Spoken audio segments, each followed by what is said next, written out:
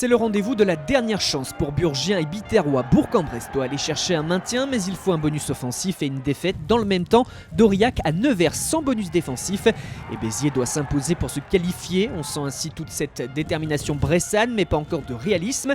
La pénalité héroltaise dont se charge avec succès Jérôme Porical au quart d'heure de jeu. Match tendu et assez fermé dans cette première période. La réponse de l'USBPA.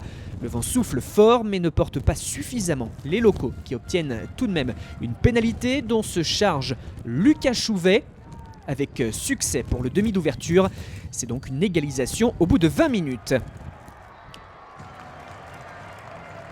Quasiment la demi-heure et grosse opportunité pour la SBH. Un en avant au moment de conclure de Roméo Balu. Et c'est un essai quasiment tout fait qui file sous le nez tandis que la défense reprend le dessus. Béziers profite quand même d'une autre pénalité de Porical pour mener 6-3 à la pause. Suspense total à Verchères, les deux équipes ont encore tout à faire.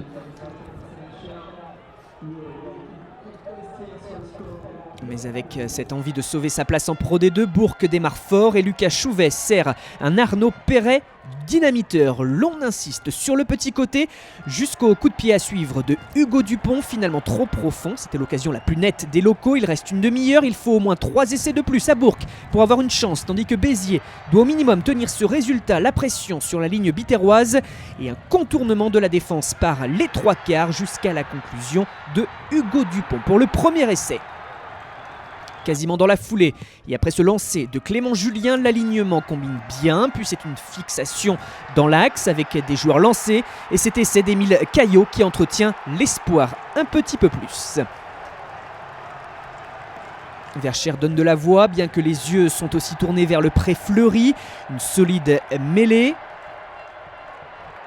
Du jeu direct sur un petit côté. Décharge. Et celle gagnante de Vicus Arms pour le bonus offensif, l'objectif à minima pour cette formation de l'Ain qui joue le maintien.